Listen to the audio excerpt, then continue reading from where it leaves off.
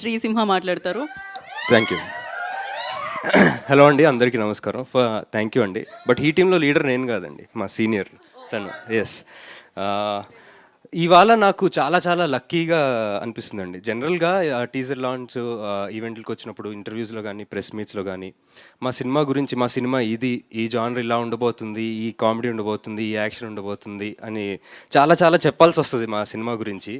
But ఈ cinema గురించి పెద్దగా ఏం చెప్పక్కర్ లేకుండా ఫస్ట్ పార్ట్ని అందరూ చూసి హిట్ చేశారు, ఆడియన్స్, తెలుగు ఫిల్మ్ ఆడియన్స్ అందరూ. So I'm feeling very very lucky about that.